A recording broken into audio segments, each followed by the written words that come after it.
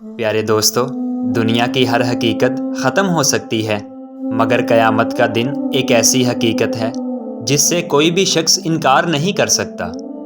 یہ وہ دن ہوگا جب انسان کے غرور، طاقت اور دولت سب مٹی میں مل جائیں گے۔ آج جس آسمان کو ہم مضبوط چھت سمجھتے ہیں، یہ آسمان اس دن بکھر جائے گا۔ زمین جو ہمیں سکون دیتی ہے، وہ اپنے اندر دفن سب راز اگل دے گی۔ سمندر بھڑک اٹھیں گے، پہاڑ روئی کی طرح اڑ جائیں گے، اور کائنات کا نظام ٹوٹ پھوٹ کر فنا ہو جائے گا۔ اللہ تعالیٰ نے قرآن مجید میں قیامت کا منظر بیان کرتے ہوئے سورۃ زلزال میں فرمایا، جب زمین اپنی زبردست لرزش کے ساتھ ہلائی جائے گی۔ دوستو، یہ زلزلہ اتنا ہولناک ہوگا کہ انسان کے دل دہل جائیں گے اور روحیں خوف سے کانپ اٹھیں گی۔ یہی وہ دن ہے جس کی یاد دلا کر انبیاء اور صلحاء ہمیشہ امت کو سنبھالنے اور اپنی اصلاح کرنے کی دعوت دیتے رہے۔ حضرت علی رضی اللہ تعالیٰ عنہ روایت کرتے ہیں کہ حضور علیہ السلام اکثر سورۃ الحاقہ، سورۃ القاریہ اور سورۃ زلزال کی تلاوت فرماتے تاکہ امت کو اس دن کی شدت اور تباہی کے مناظر سمجھ آ سکیں اور لوگ اپنی اصلاح کی طرف متوجہ ہوں۔ یہ آیات محض کلمات نہیں، بلکہ قیامت کے دن کی جھلک ہیں جو ہر انسان کی نیک و بد کی گواہی دیں گی اور اس کے انجام کا فیصلہ کریں گی۔ تو اس روز زمین اور آسمان کی تبدیلی کے بعد قیامت کی اصل شروعات حضرت اسرافیل علیہ السلام کے سور پھونکنے سے ہوگی۔ یہ سور ایک معمولی آواز نہیں، بلکہ ایک ایسی زوردار، دھماکہ خیز اور گونجدار صدا ہوگی کہ جس سے ہر جاندار بے ہوش ہو جائے گا اور کائنات کا ہر نظام یکسر تباہ ہو جائے گا۔ جیسا کہ اللہ تعالیٰ نے قرآن مجید کی سورۃ الزمر میں فرمایا، اور سور پھونکا جائے گا تو آسمانوں میں اور زمین میں جو کچھ ہے بے ہوش ہو جائیں گے، سوائے اس کے جسے اللہ چاہے۔ سور کی یہ آواز ہر گوشے تک پہنچے گی اور ہر جاندار اس کے اثر سے نڈال ہو جائے گا، یہاں تک کہ فرشتے، جنات، انسان اور حیوانات سب اس زوردار صدا کی شدت سے لرز اٹھیں گے۔ پہاڑ جو اپنی عظمت اور استحکام کی علامت ہیں، روئی کے گالے کی طرح اڑ جائیں گے۔ سمندر جو گہرائی کا نشان ہے، طوفانوں کی طرح جوش و خروش مچائیں گے، اور آسمان ٹوٹ پھوٹ کر بکھر جائیں گے۔ اس روز اللہ تعالیٰ کی قدرت اور قہر کا مظاہرہ ایسا ہوگا کہ بڑے بڑے ظالم، متکبر اور طاقتور لوگ بھی لرز اٹھیں گے، اور کوئی بھی اس کی گرفت سے نہیں بچ پائے گا۔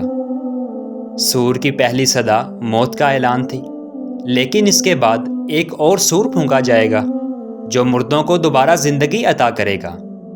قبروں سے نکلنے والے لوگ اس طرح ہوں گے جیسے زمین سے ایک ساتھ نکلنے والے ٹڈیوں کے جھرمٹ ہوں۔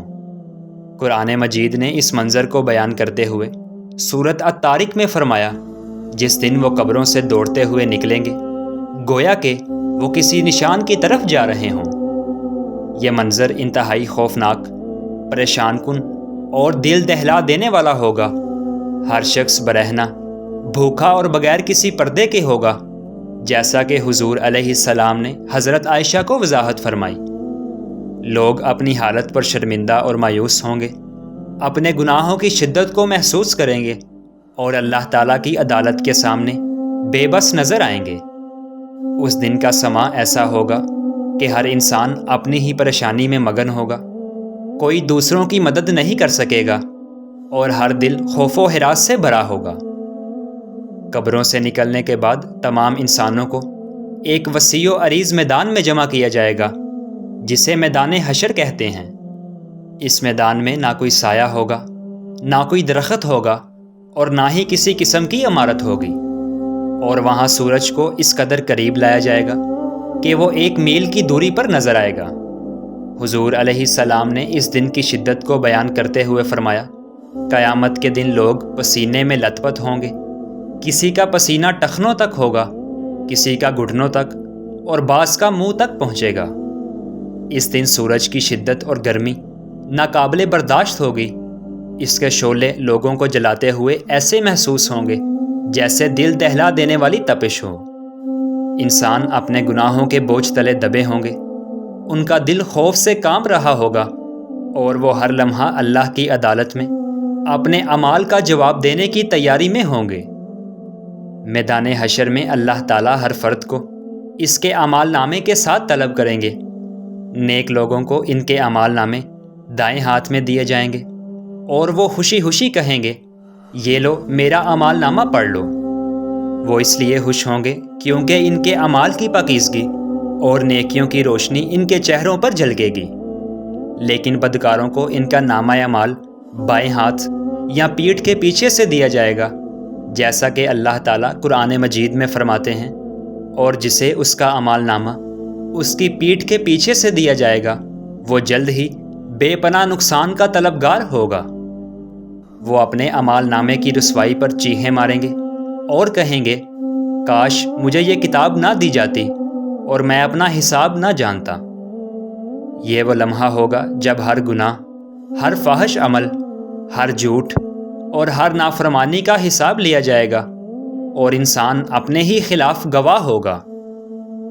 جب اعمال نامے سامنے آ جائیں گے تو ان کو تولنے کے لیے میزان نصب کیا جائے گا، جو اللہ تعالیٰ کے عدل و انصاف کی علامت ہوگا۔ قرآن مجید کی سورۃ الانعام میں اللہ تعالیٰ فرماتے ہیں، ہم قیامت کے دن انصاف کے ترازو رکھیں گے اور کسی کو ذرا بھی ظلم نہیں ہوگا۔ یہ میزان اس دن کے عدل و انصاف کا مظہر ہوگا، جس میں ہر نیک اور بد اعمال کو برابر تولا جائے گا۔ یہ موقع عدل و انصاف کا بلند مقام ہوگا، جہاں نہ رشوت چلے گی اور نہ ہی کسی قسم کی سفارش چلے گی، بلکہ ہر فیصلہ صرف سچائی، نیت اور اعمال کی بنیاد پر ہوگا، اور ہر انسان کو اس کے جائز حق کی مکمل فراہمی ہوگی۔ تو پیارے دوستو، جب سب فیصلے ہو جائیں گے تو ہر انسان کو ایک پل سے گزرنا ہوگا، جسے پل صراط کہتے ہیں۔ یہ پل جہنم کے اوپر سے گزارا جائے گا، اور حضور علیہ السلام کے الفاظ میں یہ بال سے زیادہ باریک اور تلوار سے زیادہ تیز ہوگا۔ نیک لوگ اس کے اوپر سے بجلی کی تیزی سے گزر جائیں گے، مگر گناہ گار لوگ خاردار کانٹوں میں پھنس جائیں گے اور جہنم میں جا گریں گے۔ اسی مقام پر انسان کی آخری منزل کا تعین ہوگا، یا تو جنت کا دائمی آرام یا جہنم کا دائمی عذاب۔ یہی وہ لمحہ ہے جس کے لیے ہر نبی نے اپنی امت کو خبردار کیا، اور جس کی تیاری ہمارے لیے آج سب سے بڑا فرض ہے۔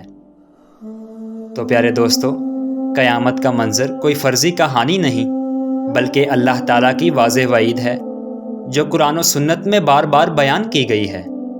یہ دن انسان کے غرور، طاقت اور دنیاوی حیثیت کو مٹی میں ملا دے گا۔ آج اگر ہم سنبھل جائیں، اللہ سے سچی توبہ کر لیں، نماز قائم کریں، حقوق العباد ادا کریں، اور حضور علیہ السلام کی سنت کو تھام لیں، تو شاید ہم اس دن کی ہولناکی سے محفوظ رہیں۔